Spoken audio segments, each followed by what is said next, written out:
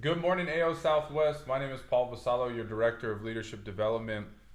Today we have a very, very special treat. We have the one and only Malka Arony. She is a living legend in the company. So when we talk about first place recognition for any category, I think you could argue, Malka, that you've probably won more first place trophies than a lot of SGAs, a lot of agents, right? Yep. So In the PR category, she is an absolute living legend, and so we are very excited to have her with us today. But of course, as we always do, we want to make sure you guys tag the agency with AIL World, the hashtags Takeaway Tuesday, Next Gen Leadership, when you're posting about your biggest takeaway from this podcast. I'm very excited for you guys to hear from her because her story is not only one of success, but just life, one of ups and downs, perseverance left and right, some health stuff that we're going to get into as well. And so we're very excited for you all to learn more about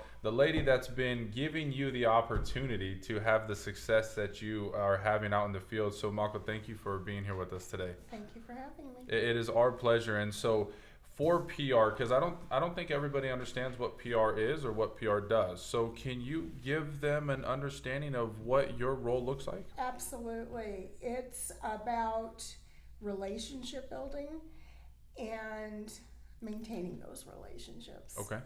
And how we get through the relationship building part is by being involved in rallies and actions that go out in the field. And anything that's going on with a specific union, we try to be involved and have a presence so that they know that American Income is more than just an insurance company. We Correct. support labor wherever we can. Correct. And so when you talk about relationships, just so we hired someone yesterday, the newest person in the room, what relationships are you talking about? I connect with the leadership and the decision makers in the different unions. Okay.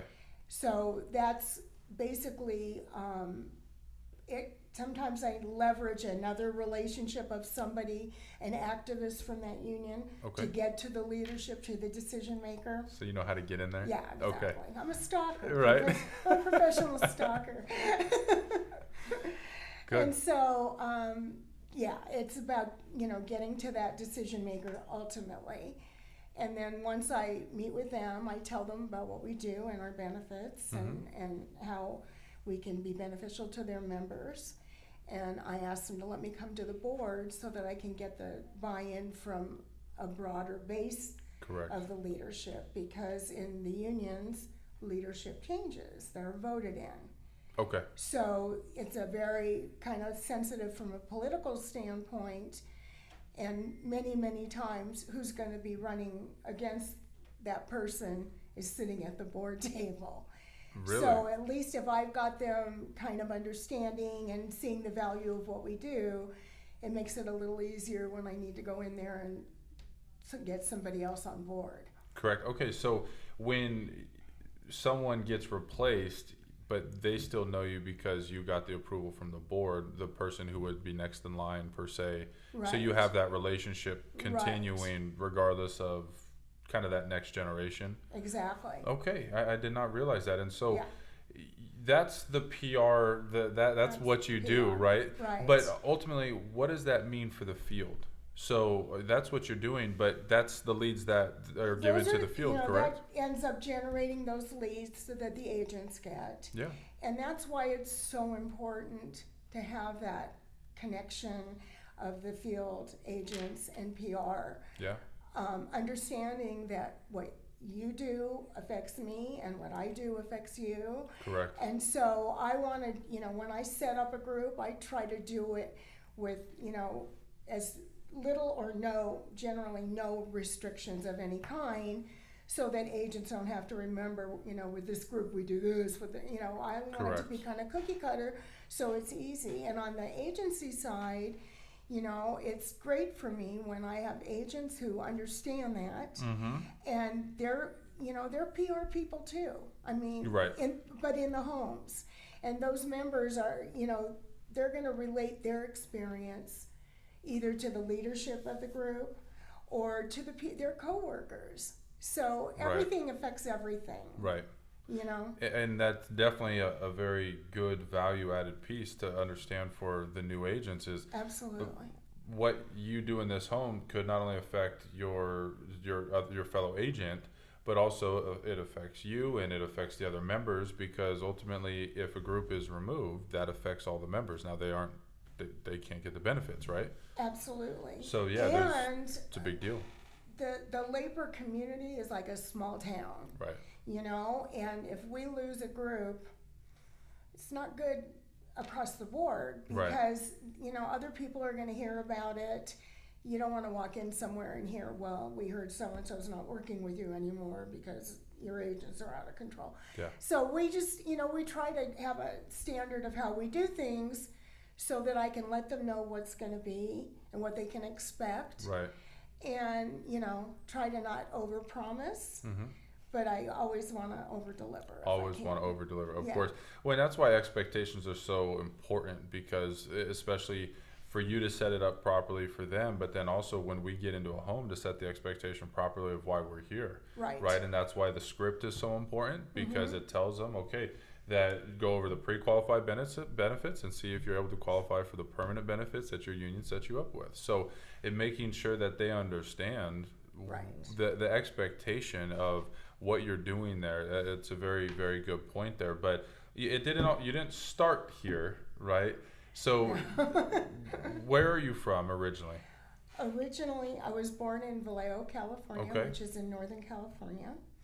And when I was 3 years old, we moved to Southern California, to Okay. the San Fernando Valley. Yep. Well, actually, we moved to Los Angeles first, and then to the San Fernando Valley. Very good. And so you grew up in the valley, Yeah. a valley girl, as I'm a they say, valley right? girl. Right. Yeah. And so For sure. with that, but now, and I hope you don't mind me saying this, but you just celebrated your 42nd year with the company, Yes. which is absolutely amazing. But you've seen this company go through good times, bad times, right? Recessions, high economic times, right? All of it in 42 years. So you've got a unique perspective, but you weren't always PR. No. When you started with the company, you were 23 years old, and what role did you start with? I worked in the office, in Okay. the agency office, and I hung out with agents. Okay. And, I get it. I've seen it. Yeah. I get it, and you think you've seen everything, and every once in a while you get somebody who comes up with something that you didn't dream of. Right. But, I've seen a lot. Yeah. And I understand the pressures that, an agent feels and, what they put on themselves. For sure. And I know what it takes to be successful. I've hung out with some of the most successful people in the company over Correct. the years. And so I have a unique advantage, I think, over some other PR people from that standpoint, because I really do understand the agency Yeah. perspective. Well, and to that point, when you understand what the agents are facing, the maybe the challenges and or just their process, right? Does that help give you insight as to how you can approach a group, like you said, just to make it with no restrictions or whatever the case may be? Yes. I don't like to limit, to no door knocks or, little things that don't seem like that big of a deal and what the group might be asking for. I explain to them, here's our challenge, and I know you can understand this because you probably go through the same thing. You attempt to call people. I don't answer my calls if I don't know who it is. Not in 2019. Yeah, no. it's a different world. Yeah. And so, I explain that to them, and I also explain to them, don't have an expectation that you'll never get a complaint. I hope you won't, But you can probably tell me right now, before we even do the mailing, Which who's member? going to call and complain. You've got your habitual You could actually complainers. just tell them yeah, not give to me the send. list, Yeah, tell them and not to file. we'll just take them off the list. Right. You know. No, for sure. So That's I funny. kind Yeah. of try to break them down a little by Good. letting them know I get it, and here's how we do it. So, you know, I let them know we do attempt to call, but we don't always get through. And if we don't, they're going to stop by and make the offer to set an appointment, or they can go in right then and make the presentation if that's what the member would like. Correct. So, you know, I do prepare them for that. Sorry. No, good. Good. Well, and so that, I mean, I think that helps because understanding what your role is. And so you started in as an admin, correct, in the Yes. agency? Okay. And then, but you did go into the field a little bit. I did. About what, like 5, 6, 7 years into your career? Yeah, I was, you know, I was at a kind of a brick wall for my salary. Yeah. And so David Cohen, who was my SGA at the time, offered me, he said, why don't you get your license? You can go out on the weekends. I'll take you out. I definitely upset him our first weekend out. You know, he said, I'll take you out and train you. And he was a really good agent, and I knew that. So, you know, it was kind of fun. But I did that for a while. And then he said, you really ought to think about doing PR. Okay. And so I got out in the field in California and started doing PR. I worked in Bakersfield and Santa Barbara and kind of the outlying areas first. And then kind of got my confidence. Back in those days, I mean, we didn't have the materials we have now for PR. We didn't have the presentation. It was just like, well, you know, you work here, you know everything. Right. So I just did it, you know. But today it's just so much better. You have a great toolbox, you know. And so would you, obviously there was PR prior to you, right? You weren't the first PR person, correct? Yeah. But were you a part of, because obviously the success that you've had, you no one can deny that, right? So, excuse me, were you a part of coming up with these systems and processes of how to communicate with groups and what's being used that is successful or isn't and all of that? Yeah, it's definitely evolved. I mean, there's a few of us old timers, who kind of developed the circle of success, they call it, and things that we know work. And there was I want to say in 2005 when Home Office centralized PR. Okay. We started, we did a best practices video, and I was part of that. And so, you know, it's kind of fun. I meet people and they're like, You're Malka. Oh, you're Malka. I used to watch the VHS, that's how long ago it was, about, you know, this or that. Yeah. So I, you know, over the years been involved with that, and they've kind of restructured a lot of things because a lot of the PR reps are employees now instead of independent contractors. So it changes a couple of things. Right. So you did PR for about 5 years in LA. Yes. But then David Cohen got the territory in Arizona. Right. And said, hey, I need a PR person out there. Right. Well, he had asked me to just go out a couple of times, like a road trip, and check it out. And it started to go well, and he's like, I need a full-time PR person out there. And I know you're not going to move to LA, out of LA, but I know if I don't offer it to you, I'll never hear the end of it. Right. Smart man. So, yeah, exactly. He knew me. Yeah. And so he offered it, and I said, well, I have to really think about this. And it was like a Friday, and I called him on Sunday, and I'm like, I'm going, you know? And I got on the 10 and just came from Santa Monica to here. Just got off on one exit that said Phoenix. Exactly. So with that, you moved to Arizona in 92. Yes. What, because we have new territories growing right now. We just had a group of people move from Phoenix and Dallas to Chicago. Right. And so, you know, we're kind of going through those types of changes right now as well. What would you say to those people? Because obviously someone would say, you know, well, PR is PR, Malka, right? So just go do PR. someone would make the argument of, hey, well, in the field, whether it's in Illinois or in Dallas, right? What would you say are some of the things that you learned to when you were going through this evolution and this transition? What were some of the things that you held on to, the tips or tricks that you did that allowed your success to translate here like you were having back home? You know, people are people. Right. And so I think that if you have some values that you believe in your work ethic, yeah, that, you know, you try to come from a position of strength, you try to be sensitive to what the person would want to hear. That doesn't change. Correct. If you're in one place or another. You Correct. adapt little things. When I moved from California to Arizona, there was a little bit of a culture shock because Arizona is a right to work state. And I also, the part of California I came from, very liberal. Not so much in Arizona. Really? Yeah. Yeah, I've always said even the Democrats are Republicans here. So it was, you know, there were some adjustments, but I've met some really wonderful people since I've been in Arizona.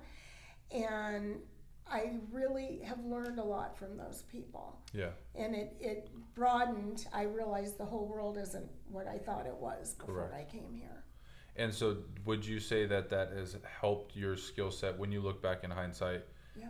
Because you're operating in California and Arizona now, correct? Yes. So now you're back where you started and then you're here. So would you say that after experiencing that, you're in a much better place now, skill set wise and experience wise, to go execute? I do the same thing in California that I do in Arizona.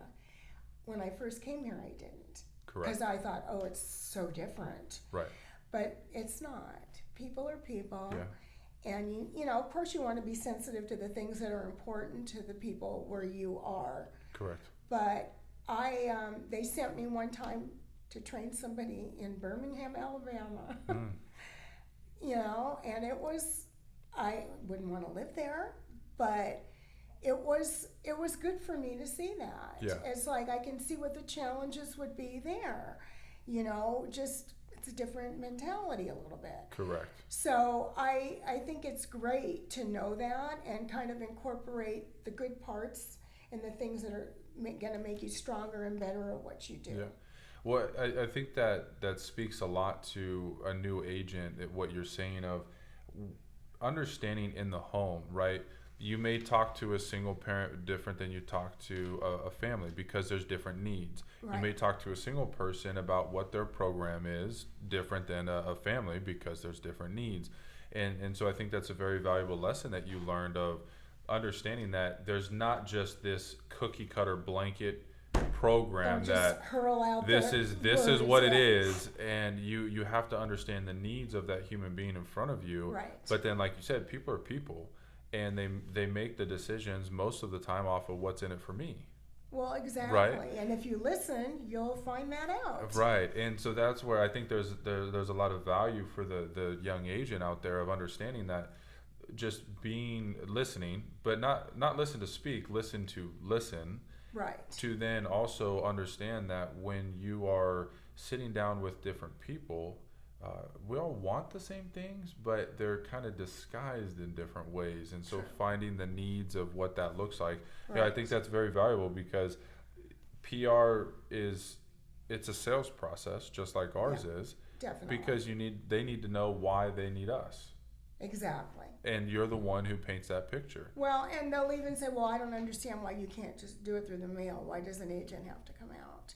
And exactly what you just said, I explained, you know what? You can have a member who's a single parent. You can have somebody who's getting ready to retire, somebody who's 20 and thinks they're going to live forever. Everybody's different. Right. And the only way we're going to be able to help them the most is by sitting down with them and understanding where they are in their life and how we can help them to get to the next place. That's like saying if everyone should just get their health insurance, just fill it out themselves. Right. It would be a tragedy to know that, because I know nothing about the coverages that I have in the sense of like what it covers and all of that. Right. But can you imagine how big of a mistake if you made the wrong, right? Because of what that could mean.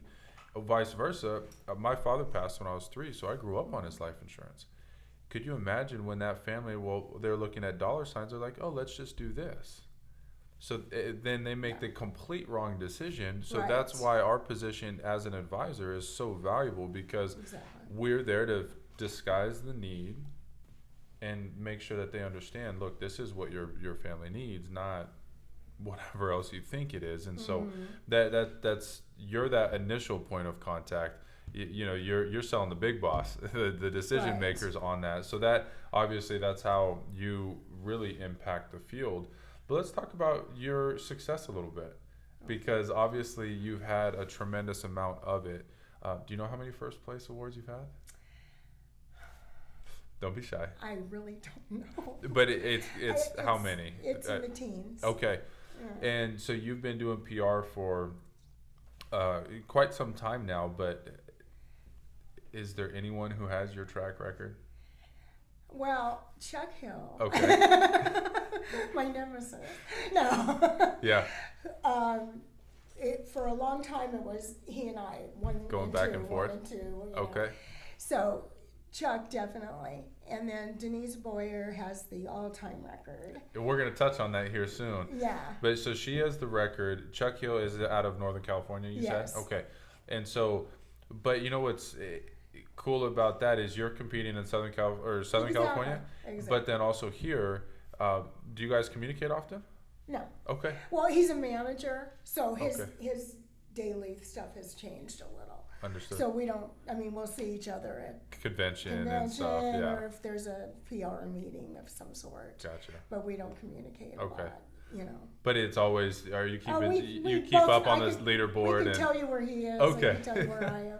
Yeah. Very good. But so we all need a target though, because one of the things we were talking about before is you're very much, your internal motivator is what drives you. Yes. People don't need to call you to get you out of bed in the morning and say, "Hey, Malka, are you up and ready?" No. It's your toughest critic. You're the one who is going to push yourself the furthest. But if you didn't have somebody to chase, how do you think that would affect things? That's kind of what got me started, Yeah. and now I kind of compete with myself. Right. And so, but I know that one of the things when I was managing PR people, and they were independent contractors, I told them, you have to treat this like it's a regular job. You can't just say, well, I'm going to do it, but I'm going to do this first and do that. You want to have a system and have deliberate times that you do certain things, For sure. because that's a habit that you get into that Yeah. helps you to be successful. The more successful you are, the more freedom you have to kind of adjust that Right. and maybe, do it a little differently. But in the beginning, you have to, if you want to be successful, you have to stay really focused on what you want. That freedom is earned, right? That trust is earned. Exactly. And that's very similar to the field, right? I mean, the number one agent in the company probably has the freedom from their leadership to execute their schedule the way they want to execute their schedule. Right. But day one, They do. this is the system, this is We the know what process. works. Yeah. Yeah. So, don't reinvent the wheel today. Exactly. And so let's talk about some of the challenges that you've had, Malka, because obviously with all the success that you've had, there's life. Is it fair to say Yes. life has happened? Yeah, life has happened. And so there's some things that you moved to Arizona in 92 Yes. and PR since 87, tons of first place, all these awards, but who was the CEO in 2008 that said what they said at convention when you had you were in a coma in 2008, right? I was, yes. And some health, is that when you had your hip? I had my hip replaced, Right. and I had a bad reaction to one of the meds they gave me. Yeah. And I ended up in a coma for 8 weeks. Okay. Wow. But that year I was first place manager and second place PR. And so Roger, who was the CEO Yeah. at the time, used it to, shame everybody Right. else. So what did he say? He just said, she did this and she was in a coma. What's wrong with the rest What's your of you? excuse, right? It's It's kind of hard to argue that point, but nonetheless, so you were in a coma for 8 weeks. Yeah. So obviously that's a very big deal. But I then did come out of it. Correct. And then, but in '01, you experienced the loss of your father. In '03, you experienced the loss of your brother. Yeah. And then you said the next year was your brother-in-law, correct? Mm-hmm. So that was a pretty tough 3-4 year stretch for you. Yes. But you actually had, up until that point in time, your best year in 2003. Yeah. So what was that internal conversation like for you to, in the midst of all this darkness that, it's just like, can I catch a break? Okay, another death. And then, okay, another one. So what was that internal conversation like? It's one that I still use today, every day. And it's about controlling what I could control. Okay. I couldn't make my brother well. Yeah. I couldn't change that. Yeah. But I knew how to do what I love doing. I've got a job that I love doing. Correct. So I just focused on that. I was pretty much a maniac, just, really committed to just doing everything. And I kind of had a motto in my head of do one more thing. Do one more thing. Just go to one more group at the end of the day. Do, one more phone call. Exactly. Okay. And so that ended up being my best year till that point. Yeah. And and I know that, gosh, this is 16 years ago, so it's probably hard to think about when December rolled around and like you're about to tick over into 2004, but understanding your brother passed and then you look back in hindsight on the year and you just crushed it, right? What kind of, were you proud of yourself? Like, what was that moment like for you of understanding, like, I could fight through this, regardless of how tough it gets, like I can control. Right, I'm in control. So how was that for you? Did you feel that way at all, or? I felt like I felt empowered. Okay. Because I took something that I could control, and I kind of made the best of it. Right. For the circumstances. So there were a lot of not good things going on. Yeah. That I had no control over. But the things that I could control were going really well. Right.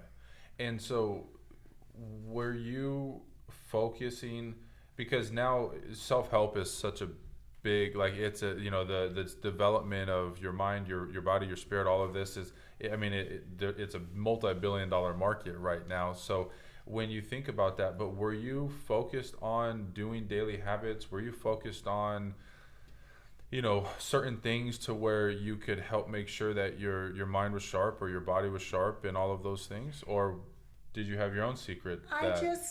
It was kind of a do more. Yeah. Like, that was my mantra, was just, you've done this, this works, now do more, stretch yourself, do that next thing. Okay. So that's kind of, I'm not ever really been somebody who reads or listens to the self-help stuff. I think it's great if people do. I just have not been someone who ever did. That internal motivator was just big for you. Yeah. Good. I'm stubborn. Yeah. And so with that, you fast forward to just a couple years ago, you had a kidney transplant. Yes. And then 2017, so 2015 you have a kidney transplant. 2017, you have your best year ever. Yes. And you actually kind of crushed your numbers in 2003. Like, you beat it pretty good, right? In 2017, you beat 2003 pretty good, right? Oh, yeah. So you have your absolute best year ever. Yeah. What do you think led to that kind of success in 2017? I think the beginning of after my transplant was challenging. There's a lot of changes. You have to be very deliberate about certain things, and I'm not usually that person. So it was a little bit of a challenge, and I just felt like, you know what, I'm alive. I almost died prior to that transplant. Wow. And so I was on dialysis, and I'd go to dialysis at 5 o'clock in the morning and be there for 5 hours, and then go out and go to work, if I could. But wow. I was so thankful to have gotten a kidney, first of all. Of course. My sister gave me her kidney. Wow. So that was amazing. And I just said, you know what, I'm going to prove this to myself. Yeah. And that's kind of what it was about. So I just kept, chugging along and doing what I need to do. And to another point, though, because in 2015 and 16 you were going through the health challenges plus the recovery of all of this, with your income, because you are commission, did that, but you have the groups that have been with you for a long time, you have got relationships with and all of that stuff. How important is it to know that you've got income that is coming in, whether you like it or not? No, it's to huge. Go through, because life will happen. Exactly. So how important was that for you to know that at least some money, like my money's good? Well, exactly. But right before it, I did as much as I could to kind of be able to take the time I needed to recuperate afterwards. Right. And I had money coming in while I was recuperating because I had done the work before. Right. So, if I would say anything, it's do it when you can, because you don't know when you won't be able to. That's very, very powerful. And so it's just given me so much freedom. I have a great life. Yeah. I'm able to do what I want to do. And, and I've had the challenges, but I'm able to overcome them and get back and do what I love to do. Right. So, and that's where, especially with agents and having renewals and getting paid for work that, when I look back 40 years from now, I'm almost about 2 years in. So it's like to know that you're getting paid on what you did 40 years ago and 39 and 38 and so on and so forth. I mean, it's powerful. And I don't think enough people think about that in the moment of, were you thinking about your kidney transplant in 1980? No, right? Thinking about, but thank God through the you week so I could go party, right? But fast forward, and that's when you were in your mid-20s. But now fast forward to when life happens and our body breaks down, and right. So, but how much of a blessing is it to know that? It's amazing. Yeah, it's amazing, and then it's been really good. And then 17, you crushed it. Was that just like kind of like, thank God I'm here, like I'm alive and well, and I honestly was going for the all-time record. Okay. And I didn't quite make it. Okay. But I still did quite a bit more than I had done in the past. Right. And so explain the Malka rule. I know it's not coined that, but so what changed in how they're tracking PR? Oh. Well, they now it's no longer most cards, most leads. It's most original group leads. So a group is only original once. Well, that's not exactly true. If we lose them and get them back after 3 years, it counts as an original again. Okay. But it's been a little more of a challenge, right. A different challenge. However, the all-time record doesn't change. So if I can, 62,000, correct? I really need 62,001. Okay. But I said I want to do 63 if I do it, and that's kind of I think my next goal, because I don't know that I can do it on the new system. Right. Because I have so many renewals. Right. When you have the relationships you have, fine. And someone said to me, "What do you care? You're making the money," and it's great. And it's just they're limited those kind of groups anymore. Correct. And we already. But like you said, it for you at this point, it's not about the money. It's what is going to be able to motivate you to continue to go. And the position that you're in is such an act of service, because you're serving us in such a big way that I don't think everybody thinks about on a daily basis. But your result has a direct impact on us. So to know that we've got number one in our corner, that helps, right? And to know that you go out there. So how do we support you in getting this done and breaking the record? Oh, I so need you guys. Yeah. The agency end of things, you guys are PR people too. Right. You know, I can't even stress that enough, because I only go talk to the big shot and get them to do the mailing. You guys on the agency side go out and see the members, and those members are gonna, you know, the report forms are nice, but ultimately, if they pick up the phone to the union, they talk to a coworker, it's great when it's a positive thing that they're sharing, you know, that I saw them and you should look into this, you know. Correct. That's, like, to me, the strongest referral there is, you know, is just somebody, and I've had that when I go to a board and somebody goes, oh, I've had a policy with these guys for years, and it's like, oh, I'm so happy when I hear that, because you never know. You're in a room full of 10 to 15 people, and you could have somebody who's going to be hostile for some reason, but it's great when somebody says, you know. And so that's how we, of course, help you, and it's help me help you, right? I mean, but this is a team, right? We 100% are, and so by doing a good job in the field and taking care of these families and serving them, you then in turn get more groups. Obviously, it helps you personally.